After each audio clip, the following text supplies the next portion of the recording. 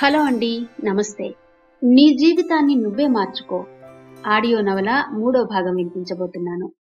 ఈ నవలను వ్రాసిన వారు శ్రీమతి అంగులూరి అంజనీదేవి గారు. చదువుతున్నది మా ఊరు విజయలక్ష్మి. ఇక కథలోకి వెళదామా? అలాగైతే ఓకే సునీల్ అన్నాడు కుమార్. వెంటనే ఒక హోటల్లో కూర్చుని రేటు సెటిల్ చేసుకున్నారు.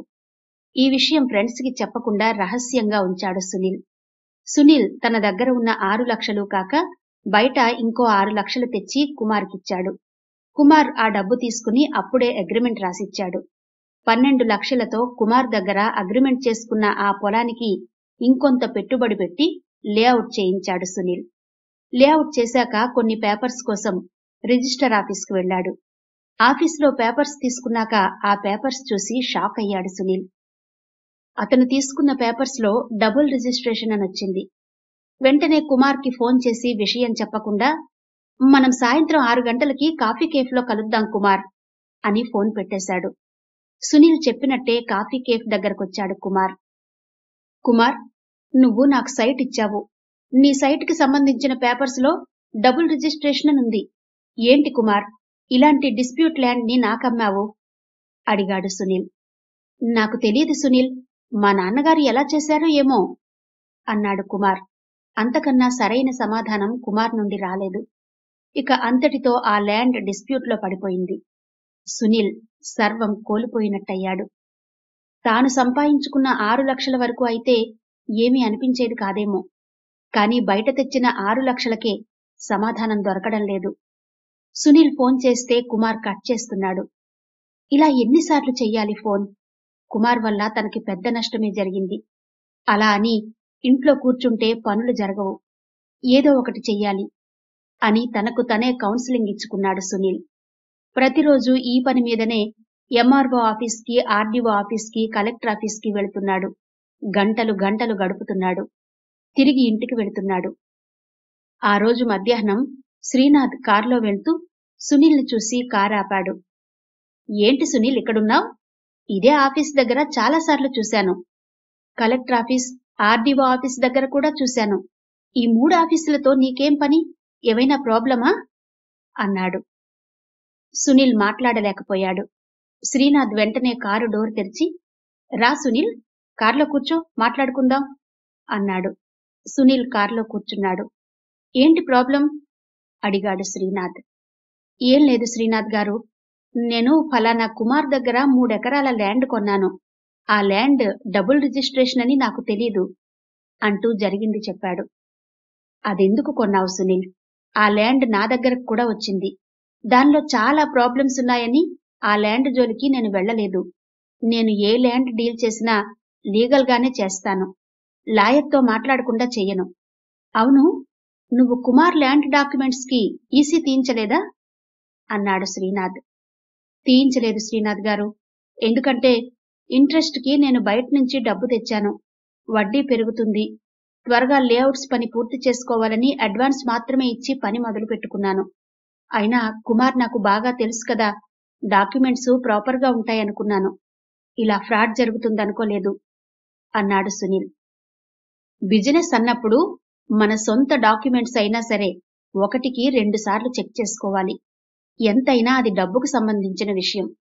నువ్వు వడ్డీకి తెచ్చానన్నదే ఆలోచించావు, కానీ నువ్వు కష్టపడి సంపాదించుకున్నది కూడా పోగొట్టుకుంటానేమో అన్నది ఆలోచించుకోలేదు. ఇంకెప్పుడు అలా జరగకుండా చూసుకో సునీల్. ఇప్పుడు నిన్నెక్కడ డ్రాప్ చేయాలి? అన్నాడు శ్రీనాథ్ కార్ డ్రైవ్ చేస్తూ. శ్రీనాథ్ ఎప్పుడైనా తన కారు తనే డ్రైవ్ చేస్తాడు. ఇక్కడ దిగిపోతాను శ్రీనాథ్ గారు, పనుంది అన్నాడు సునీల్. వెంటనే కార్ ఆగింది. సునీల్ దిగాడు. సునీల్ ఎప్పుడూ ఆ ల్యాండ్ పేపర్స్ పట్టుకుని ఆ ల్యాండ్ చుట్టే తిరుగుతున్నాడు. అందరికీ దూరమయ్యాడు. సంతోషంగా ఉండలేకపోతున్నాడు. లక్కీగా ఒకరోజు కుమార్ సునీల్ కి మార్కెట్ దగ్గర కనిపించాడు. కుమార్, నా డబ్బులు నాకిచ్చేయ్, నీ ల్యాండ్ నీకు హ్యాండ్ ఓవర్ చేస్తాను అన్నాడు సునీల్. అదేంటి సునీల్, నీ డబ్బులు నీకు రిటర్న్ ఎలా వస్తాయి? వాటితో నేనొక ప్లాట్ కొన్నాను. నన్ను ఇబ్బంది పెట్టకు. మిగిలిన డబ్బులు కూడా ఇచ్చి రిజిస్ట్రేషన్ చేసుకో అన్నాడు కుమార్. అలా ఎలా కుదురుతుంది కుమార్? అన్నాడు సునీల్. అలా కుదరకపోతే నీ డబ్బులు నువ్వు వదిలేసుకో. ఇంతకన్నా నేనేం చెయ్యలేను సునీల్. అన్నాడతను. సునీల్ ఊరుకోలేదు. అప్పుడు సునీల్కి కుమార్కి కొంత వాదన జరిగింది. ఆ వాదన కాస్త పెద్దదయింది. కొట్టుకునేదాకా వచ్చారు. ఒకరి షర్ట్ ఒకరు పట్టుకున్నారు, కొట్టుకున్నారు. ఆ కొట్టుకోవడంలో ఇద్దరి షర్ట్లు చిరిగిపోయాయి. చుట్టూ నిలబడి చూస్తున్న వాళ్ళు ఆ ఇద్దరినీ విడదీసి ఇంటికి పంపారు. సునీల్ ఇంటికి వెళ్లగానే షర్టు విప్పాడు. దాన్ని అమూల్య చూడకుండా బయట డస్ట్బిన్లో పడేశాడు. జరిగిందేదీ అమూల్యతో చెప్పకూడదనుకున్నాడు. ఆ రాత్రి పడుకోగానే నిద్రపోయింది అమూల్య. సునీల్కి ఎంత రాత్రైనా నిద్ర పట్టలేదు. అతని మనసంతా అల్లకల్లోలంగా ఉంది. కోపం, బాధ, అవమానం. ఇక నేను ఎప్పటికీ ఇంతేనా అన్న నిస్సహాయత, భయం మెదడుని మొద్దుబారేలా చేశాయి. అంతే. ఆ తరువాత అతనేం చేస్తున్నాడో అతనికే తెలియలేదు. తెల్లవారి ఎంత లేపినా నిద్ర లేవలేదు సునీల్. ఏడుపొచ్చింది అమూల్యకి. సునీల్కి ఏమైందో ఏమో. భయంతో శ్రేయకు ఫోన్ చేసింది. శ్రేయ పక్కనే ఉన్న శ్రీనాథ్ ఫోన్ అందుకుని అమూల్యతో మాట్లాడాడు. నువ్వు భయపడకు అమూల్య. నాకు తెలిసిన ఒక కార్ డ్రైవర్ మీ ఏరియాలో ఉన్నాడు. అతను నా బెస్ట్ ఫ్రెండ్. అతనొచ్చి సునీల్ని హాస్పిటల్లో జాయిన్ చేస్తాడు. ఈ లోపల నేను మీరుండే హాస్పిటల్కొస్తాను. ఇప్పుడే బయలుదేరుతున్నా అంటూ అమూల్యకు ధైర్యం చెప్పి శ్రేయ భుజం తట్టి బయటికెళ్లాడు శ్రీనాథ్. కారు బయటకు తీశాడు. శ్రీనాథ్ హాస్పిటల్కి వెళ్లే లోపలే సునీల్ని హాస్పిటల్లో జాయిన్ చేశాడు శ్రీనాథ్ ఫ్రెండ్. వెంటనే ఫోన్ చేసి డాక్టర్తో మాట్లాడాడు శ్రీనాథ్.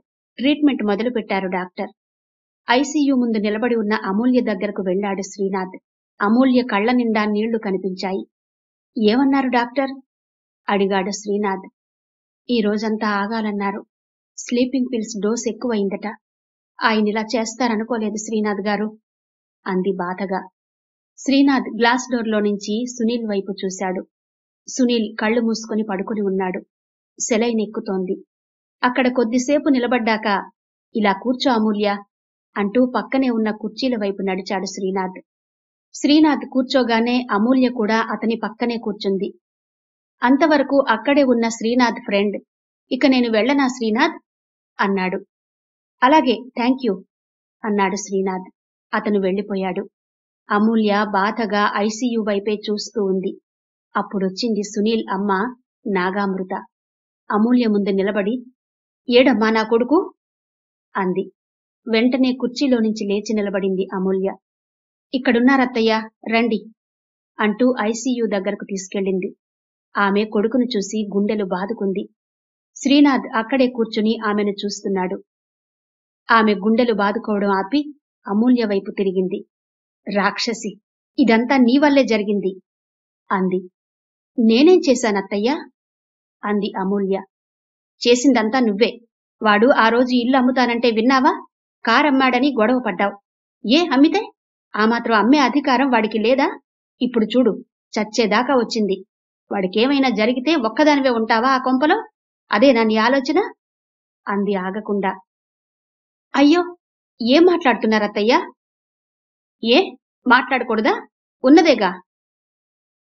ఉన్నదెలా అవుతుంది? ఇల్లు అమ్మకపోవడానికి, రాత్రి ఆయన స్లీపింగ్ టాబ్లెట్స్ వేసుకోవడానికి అసలు సంబంధమే లేదు అంది అమూల్య. సంబంధం ఉందో లేదో ఇప్పుడెందుకు? వాడికేమైనా అయితే కదా తెలిసేది. పక్క వీధిలో ఉంది, పట్టించుకోదు అనుకున్నావేమో.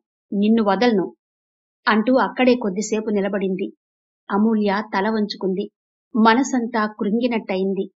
శ్రీనాథ్ నాగామృత మాటల్ని వింటూ ఇటే చూస్తున్నాడు. అప్పుడే సరితమ్మ రావడం చూసి, నీ కూతురు ఉద్యోగం అంటూ బయటికెళ్ళి నా కొడుకును గాలి కొదిలేసింది. వాడిప్పుడు చచ్చేదాకా వచ్చాడు. ఎందుకు కంటారు తల్లి ఇలాంటి కూతుళ్లను? మా కొంపల మీదకు పంపి మమ్మల్ని వేధించడానికా అంది నాగామృత. సరితమ్మ ఏదో మాట్లాడబోతుంటే, నోరెత్తకు, బావుండదు అని హాస్పిటల్లో నుంచి కోపంగా వెళ్లిపోయింది నాగామృత. అమూల్య, అమ్మా అంటూ సరితమ్మ భుజంపై తల పెట్టుకుంది. ఊరుకో అమూల్య, బాధపడకు అంది సరితమ్మ. శ్రీనాథ్ వెంటనే లేచి సరితమ్మ దగ్గరకు వచ్చాడు. అమూల్యను వదిలి, బాబూ, నువ్విక్కడే ఉన్నావా? అమూల్య ఫోన్లో చెప్పింది. సునీల్కి నువ్వే ట్రీట్మెంట్ ఇప్పిస్తున్నావని. సునీల్ లేకుంటే నా బిడ్డకు జీవితమే లేదు బాబూ. ఆవిడేదో అంటుంది కాని నా కూతురికి సునీల్ ఇలా చేసుకోవడానికి సంబంధమే లేదు అంది. నాకు తెలుసాంటీ, మీరు ఆమె మాటలకి బాధపడకండి. సునీల్కేం కాదు. బాగుంటాడు అన్నాడు శ్రీనాథ్. అమూల్యకి ధైర్యం చెప్పండి ఆంటీ, నేనొక గంటలో వస్తాను, శ్రేయ కూడా వస్తుంది అన్నాడు. అలాగే బాబూ అంది సరితమ్మ. శ్రీనాథ్ వెళ్ళాడు. సునీల్ స్పృహలోకి రాగానే స్పెషల్ రూంలోకి మార్చారు. అతనిప్పుడు బాగున్నాడు. అందరితో మాట్లాడుతున్నాడు. అతను మాట్లాడుతుంటే వింటూ సరితమ్మ, అమూల్యతో పాటు శ్రీనాథ్, శ్రేయ కూడా అక్కడే ఉన్నారు. ఈ మధ్యనే జాబొచ్చి హైదరాబాద్లో ఉంటున్న అమూల్య తమ్ముడు సుదీప్ కూడా వాళ్ల పక్కనే ఉన్నాడు. నీకు కుమార్ చేసింది ద్రోహమే సునీల్, కాదనను. దానికి ఇదా పరిష్కారం?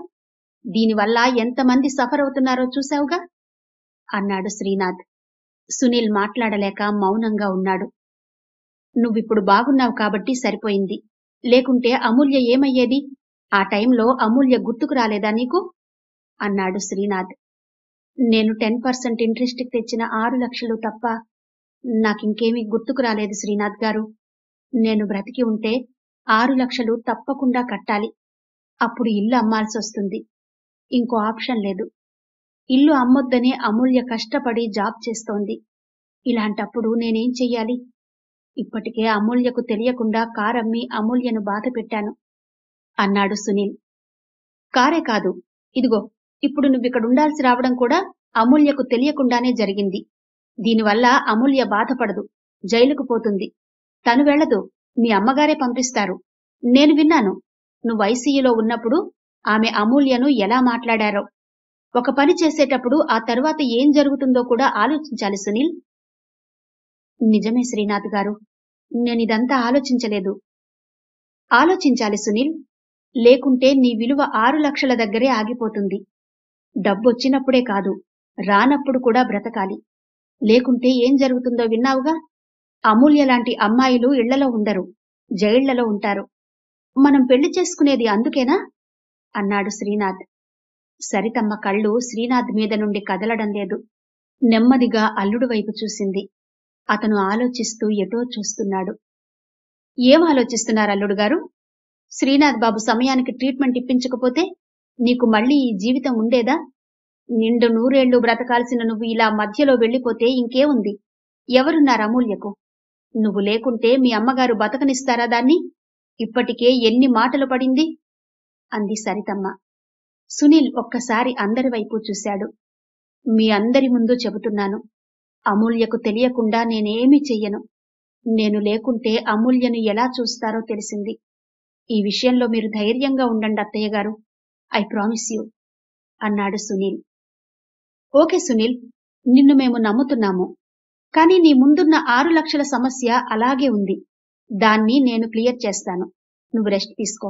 ఎక్కువ ఎక్సైట్ కావద్దని డాక్టర్ గారు చెప్పారుగా అన్నాడు శ్రీనాథ్. ఈ భూమి మీద ఉండే మంచివాళ్లలో శ్రీనాథ్ ఒకడుగా కనిపించాడు సరితమ్మకు. శ్రీనాథ్ వైపు కృతజ్ఞతగా చూసింది అమూల్య.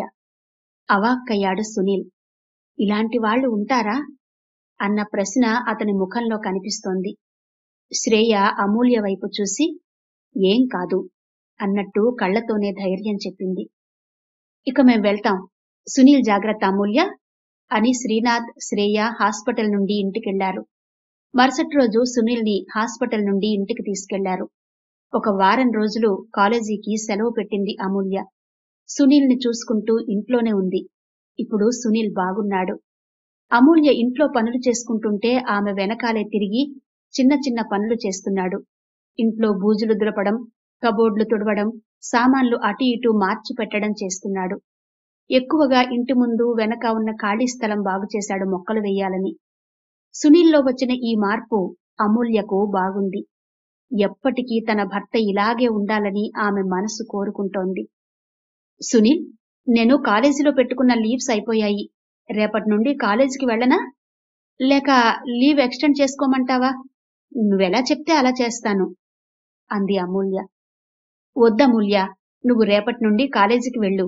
అనవసరంగా లీవ్స్ వేస్ట్ చేసుకోవద్దు. ఇప్పుడు నేను బాగానే ఉన్నానుగా అన్నాడు. ఆమె ఓకే అంది. రోజూ కాలేజీకి వెళ్తోంది అమూల్య. ఇంట్లో సునీల్కి బోరు కొట్టకుండా అప్పుడప్పుడు ఫోన్ చేసి మాట్లాడుతుంది. అయినా సునీల్ ఒంటరిగా ఇంట్లో ఎలా ఉన్నాడో, ఏం చేస్తున్నాడో అని ఒకటే కంగారు. కొద్దిసేపు బయటకెళ్లి తిరిగి రమ్మని చెప్పాలన్నా భయంగా ఉంది. అందుకే ఆమె ఈ మధ్యన కాలేజీలో పీస్ఫుల్ గా ఉండలేకపోతోంది. ఆ రోజు కొంచెం ఖాళీ దొరకగానే అమ్మకు ఫోన్ చేసింది. అమ్మా, నేను రోజూ కాలేజీకి వెడుతున్నాను.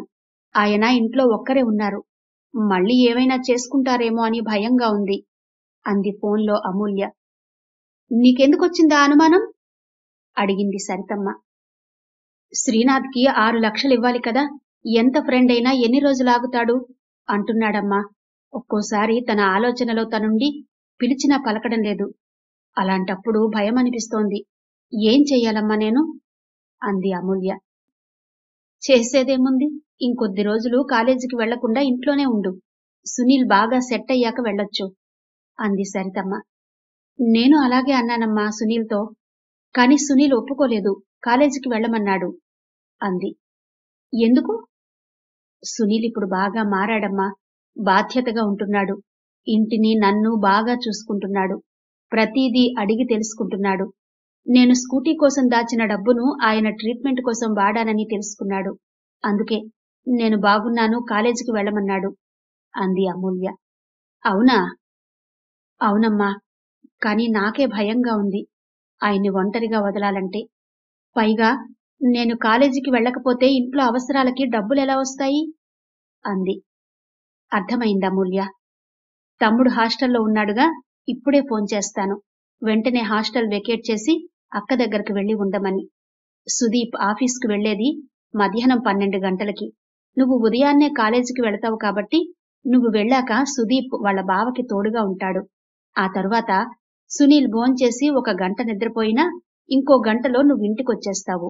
నీక్కూడా అంత టెన్షన్ ఉండదు అంది సరితమ్మ. సుదీప్ నెందుకమ్మా ఇబ్బంది పెట్టడం? ఇబ్బందేముంది, హాస్టల్లో అయినా ఆ టైం వరకు ఖాళీగా ఉండేదేగా. ఇక్కడైతే బావతో కబుర్లు చెప్పుకుంటూ కాలక్షేపం చేస్తాడు.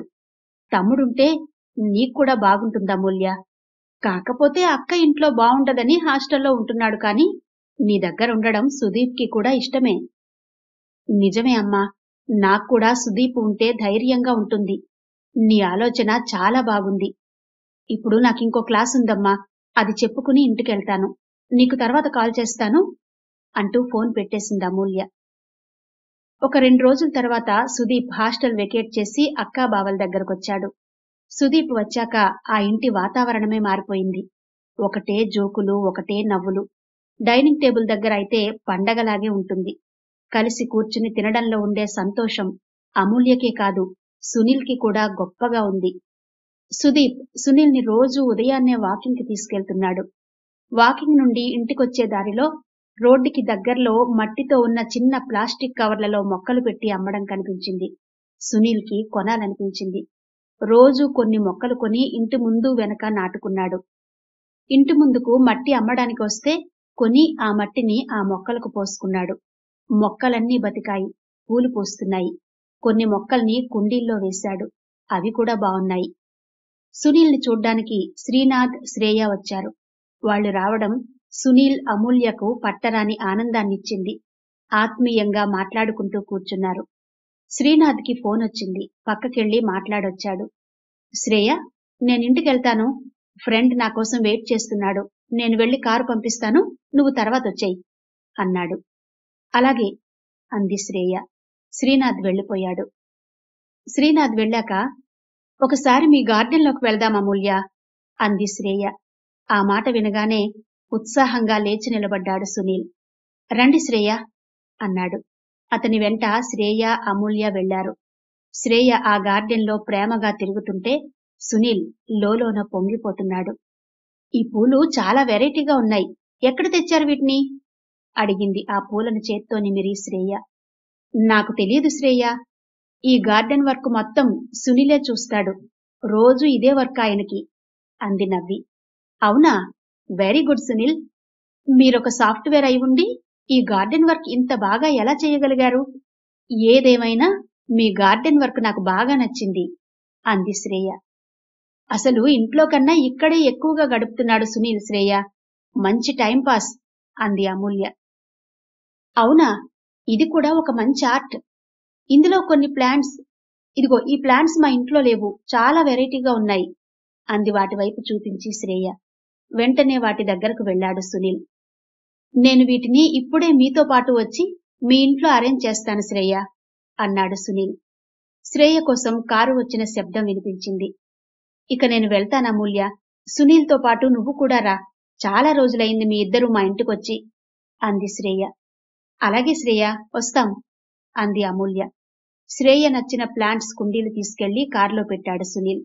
ముగ్గురు వెళ్లేసరికి శ్రీనాథ్ ఇంట్లోనే ఉన్నాడు. శ్రేయ కోసం చూస్తున్నాడు. గేటు దగ్గర కారులో నుంచి సునీల్ పూల మొక్కలున్న మట్టి కవర్లను దింపుతుంటే దూరం నుండే చూశాడు శ్రీనాథ్. లోపలికి వెళ్ళాక, కొన్ని ప్లాంట్స్ తెచ్చాను శ్రీనాథ్ గారు, శ్రేయ ఇష్టపడ్డారని అన్నాడు సునీల్. చూశాను సునీల్, బాగున్నాయి, కూర్చోండి అన్నాడు అభిమానంగా సోఫా వైపు చేయి చూపించి. కూర్చున్నారు. పాపను ఆడిస్తున్న పని మనిషి సౌగంధి వాళ్లను చూడగానే పాపను శ్రేయకిచ్చి కిచెన్లోకి వెళ్ళింది. ప్లేట్స్ లో కాజు బర్ఫీ, కాజు పకోడీ, వాటి పక్కనే మ్యాంగో జ్యూస్ పెట్టుకునొచ్చి అందరికీ ఇచ్చింది. అంతవరకు శ్రేయ దగ్గర ఉన్న పాప శ్రీనాథ్ దగ్గరకు వెళ్లి కూర్చుంది. ఆంటీకి అంకుల్కి నమస్తే చెప్పు అని పాపతో వాళ్లకి నమస్తే చెప్పించాడు శ్రీనాథ్. పాప ముద్దు ముద్దుగా వచ్చిరాని మాటలు మాట్లాడుతుంటే నవ్వుతూ చూశారు. అమూల్య మ్యాంగో జ్యూస్ ని నెమ్మదిగా సిప్ చేస్తూ ఎదురుగా ఉన్న ఇత్తడి బౌల్లోని నీళ్లలో కదులుతున్న పూలవైపు చూసింది. వావ్ అంటూ జ్యూస్ గ్లాస్ పక్కన పెట్టి మొబైల్ పట్టుకుని ఒక పిక్ తీసుకుని వాట్సాప్ ఫ్రెండ్స్ కి సెండ్ చేసింది. ఆ పూలు మా గార్డెన్లోవే అమూల్య, బాగున్నాయా అడిగింది శ్రేయ. చాలా చాలా బాగున్నాయి శ్రేయ, చూస్తుంటే ఎంత ఫ్రెష్ గా ఉన్నాయో, వాటిని రోజూ మారుస్తారా అంది ఆశ్చర్యపోతూ. హా, కాని వాటిని మార్చే పని నాది కాదు.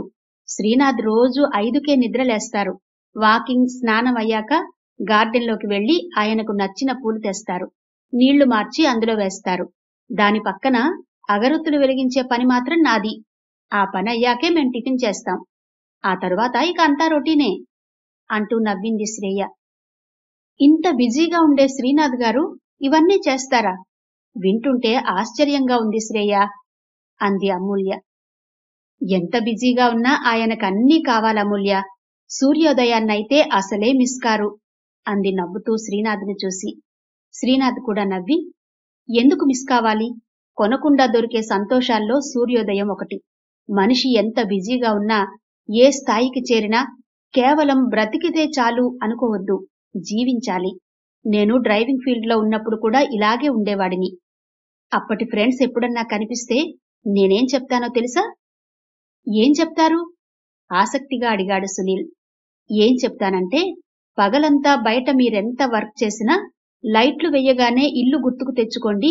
ఇంటికెళ్ళాక మీ పిల్లలు చిన్నవాళ్లైతే వాళ్లతో ఆడుకోండి. కొంచెం పెద్దవాళ్లై స్కూల్కెళ్తే వాళ్ల దగ్గర కూర్చుని హోంవర్క్ చేయించడమో, స్కూల్లో జరిగిన విషయాలు తెలుసుకోవడమో చెయ్యండి. ఇక మీకు పిల్లలు లేకుంటే ఆ టైంలో డ్రింక్ చేయడమో, టీవీ చూడడమో చెయ్యకుండా ఇంట్లో వాళ్లతో మాట్లాడండి. వాళ్లకేం కావాలో తెలుసుకోండి అని చెప్తాను.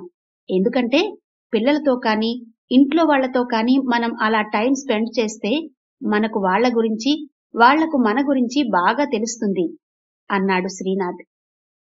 వాళ్లకు చెప్పారు, బాగుంది. మరి రోజు మీరు పాపతో ఆడుకుంటారా అడిగాడు సునీల్. ఆడుకుంటాను. అలా ఆడుకోవడం నాకు చాలా హ్యాపీ అనిపిస్తుంది సునీల్. చెప్పానుగా, నేను ఫీల్తో జీవిస్తాను, బ్రతకను అని. బ్రతకడంలో ప్రాణం మాత్రమే ఉంటుంది, అనుభూతి, సంతృప్తి ఉండదు. అయినా నీకెందుకొచ్చింది డౌట్ అన్నాడు శ్రీనాథ్ నవ్వి. ఎందుకొచ్చిందంటే నేను చెప్తాను శ్రీనాథ్ గారు. సునీల్ ఈ మధ్యన మా ఇంటి చుట్టూ పూల మొక్కలు పెంచి సూపర్గా చేశాడు. ఇప్పుడు ఇంట్లో కన్నా గార్డెన్లోనే ఎక్కువగా ఉంటున్నాడు. బిజీ కదా, అందుకే సునీల్కి ఆ డౌట్ వచ్చింది అంది అమూల్య సరదాగా. అవునా అన్నట్టు సునీల్ వైపు చూశాడు శ్రీనాథ్. అవును శ్రీనాథ్ గారు, పడుకున్నా గార్డెనే ఉంటోంది నా కళ్లలో.